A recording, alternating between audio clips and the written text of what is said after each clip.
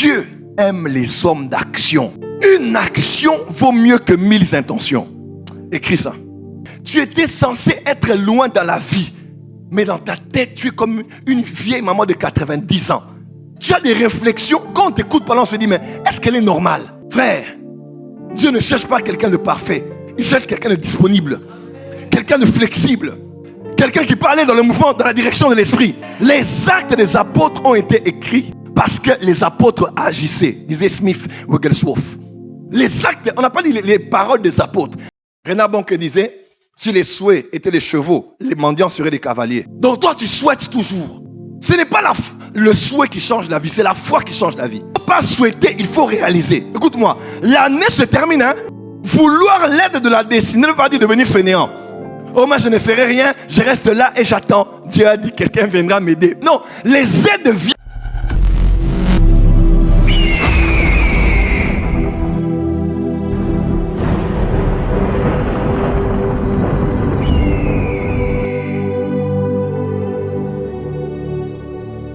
Dans le quotidien, il y a des choses pour lesquelles vous allez devoir vous lever et agir. Et refuser totalement cette attitude. Elle est généralement normale, humaine, ça nous arrive à nous tous. Mais cette attitude peut devenir même démoniaque, sorcellérique et maléfique. Mêlée à un sentiment de paresse, à un sentiment de demain les occasions seront bien meilleures, à un sentiment de relâchement, de lassitude, un mélange de beaucoup de choses où tu ne sais pas, mais il y a des esprits, il y a des démons, il y a des puissances, il y a des envoûtements qui viennent pour te laisser là paralysé en ne faisant rien. Déjà, la vie chrétienne dans laquelle nous sommes, ça s'appelle la vie de la foi. La foi. Et la foi n'est pas une croyance, la foi est une action. La foi n'est pas que ce que je dis, ce que je confesse comme croyant possédé. J'ai la foi, j'ai la croyance. La foi, c'est dans l'action. Hébreux 11, verset 1 dit, car la foi est une ferme assurance des choses qu'on espère et une démonstration de celles qu'on ne voit pas. Il y a la dimension interne qui est la ferme assurance et la dimension externe qui est la démonstration. Si tu n'as que la dimension externe, ta foi est morte. Voilà pourquoi Jacques a dit, montre-moi ta foi par les œuvres. Ok? N'est-ce pas? Pourquoi? Parce que la foi sans les œuvres est morte. C'est comme un homme qui n'a pas d'âme.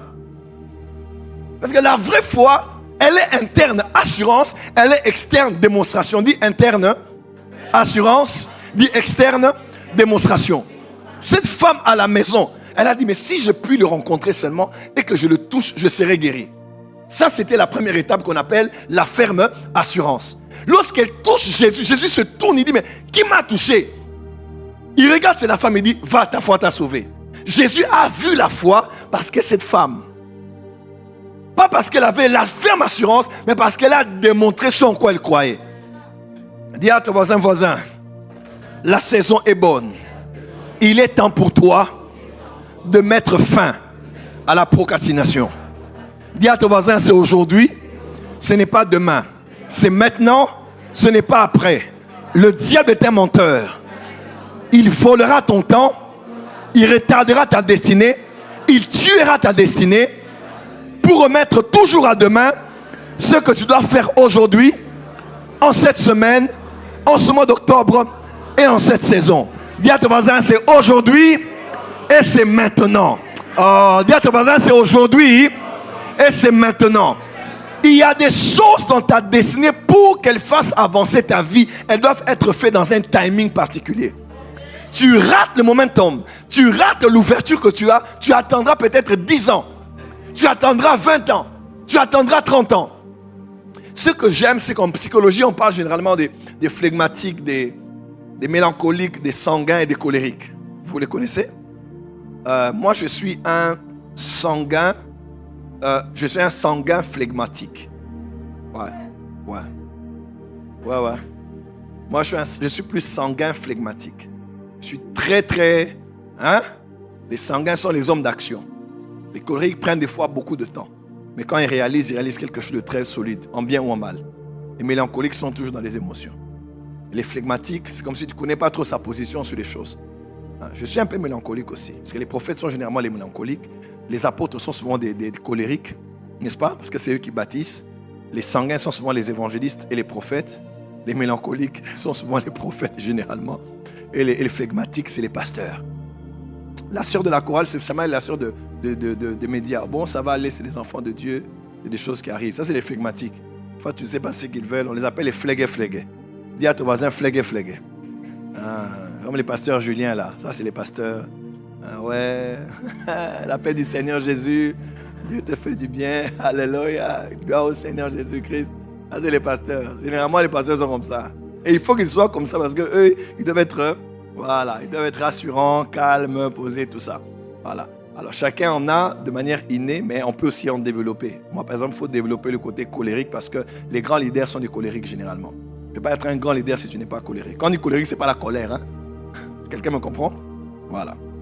Alors, j'ai remarqué qu'avec Dieu, généralement, Dieu fait beaucoup de choses avec ceux qui sont sanguins. Dieu fait beaucoup de choses durables avec les flegmatiques et les colériques. Là, c'est une petite étude que j'ai faite. Ce n'est pas général, hein? C'est quelques exceptions. Mais Dieu a beaucoup fait avancer les choses sur la terre avec les sanguins. Parce que les sanguins réfléchissent souvent après avoir agi. C'est pour ça qu'ils prennent beaucoup de mauvaises décisions des fois dans la vie. Ils prennent les décisions sur le coup. Hein? Parce qu'ils sont généralement impulsifs. Ils sont sains, c'est les pierres. Hein? Ils prennent l'épée et puis ils coupent d'abord. On va voir après. Hein? Ils disent, bon, ok, d'accord, bon, il y a Jésus, Élie et Moïse ici. C'est bon. Bon, je vais faire des tentes. Maintenant, il a oublié même sa tente à lui. Il allait dormir où? Ouais, un peu. Tout le monde est dans la barque, au calme. Il voit le maître. Il dit, Seigneur, c'est toi. Ordonne que je vienne. Il dit, viens. Et puis, il commence à sortir de la barque. Il dit, mais papa, on est tous ici. Si c'est lui qui vient, il viendra. Qu'est-ce que tu vas aller faire en marchant sur les eaux? Honnêtement, c'était quoi le délire? C'est quoi le kiff? On est tous dans la barque, on le voit venir. Jésus n'était pas sur place, il venait. Donc, on peut attendre. Lui, non, je vais aller. Tu vas aller faire quoi? Ouais. Vous voyez un peu? Ça, c'est les gens impulsifs. Et bizarrement, Jésus n'a pas donné les clés à un flegmatique comme Jean. Parce que Jean, même en parlant de lui, il dit le disciple que Jésus aimait beaucoup. Il ne parle même pas de lui. Quelqu'un me suit? Quelqu'un me suit? Si c'était Pierre, son épître, il allait écrire « Moi, Pierre, que Jésus a aimé beaucoup ». Tu vois? Mais Jean est très un peu, tu le verras un peu comme, il parle de lui comme ne parlant pas de lui. Toujours, généralement comme quelqu'un qui est flegmatique. Mais Jésus prend les clés du royaume. Il donne à Pierre. Parce que Jésus sait que pour faire avancer les choses dans la vie, il ne faut pas toujours quelqu'un qui réfléchit beaucoup. Parce que ceux qui réfléchissent beaucoup deviennent des philosophes. Quand est-ce que tu commences? Quand est-ce que tu comptes avoir ton permis? Bon, je vois d'abord... tu peux passer ton permis quand? Bon, en 2013, j'avais considéré cet aspect de ma vie, mais bon, je vois un peu que... Donc philosophique. Quelqu'un de comme ça, il faut l'emmener dans les grandes bibliothèques pour lire les livres de logique et de philosophie. Tu vas aller où avec la vie? Mais Jésus savait qu'il fallait quelqu'un comme Pierre. Il dit, je te donne. Tu es maladroit, tu es impulsif, tu ne réfléchis pas toujours quand tu poses des actes, mais toi, tu prends les clés. Est-ce qu'un parent donnerait les clés à quelqu'un d'irresponsable de la famille? Nous tous, nous le savons. On ne donne pas les clés de la maison à n'importe qui. Pourquoi Jésus peut avoir confiance en Pierre, à Pierre alors qu'il est Simon, il est quelqu'un de pratiquement versatile? Même jusqu'à l'époque de Paul, là, Paul l'a repris en public. Mais pourquoi Jésus lui donne les clés? Parce que Jésus savait, hein, là où tout le monde allait être là en train de parler en langue, dans la chambre haute, rabababa, rabababa, shabababa, rabababa, il allait être le seul qui allait dire, jusque quand? C'est lui qui s'est arrêté, qui a dit, on se calme là, c'est quoi cette histoire? Il dit, oh frère, pourquoi dites-vous que ces hommes sont ivres de vin? Il dit, si c'est l'accomplissement, et 3000 ont été gagnés parce que Pierre avait les clés. Des fois, là où tout le monde va se conformer, là où tout le monde va penser de la même manière, il y a toujours un sanguin. Il y a toujours quelqu'un qui n'y réfléchit pas toujours, qui aime l'action, qui se lèvera. Et par lui, l'évangile entrera à Jérusalem. Et même quand l'évangile devait encore entrer chez les païens, dans Acte 10, l'ange est apparu à Corneille, à Antioche, à Corneille. Et il dit, tu vas aller chercher Pierre. Pierre est venu, il a ouvert l'évangile au niveau des païens et Paul est venu après pour passer par là. Dieu aime les hommes d'action. Une action vaut mieux que 1000 intentions. Écris ça. Une action vaut mieux que 1000 intentions. Quand je parle des combats de la tête là, généralement la plupart d'entre nous ici, tu étais censé être loin dans la vie. Mais dans ta tête, tu es comme une vieille maman de 90 ans.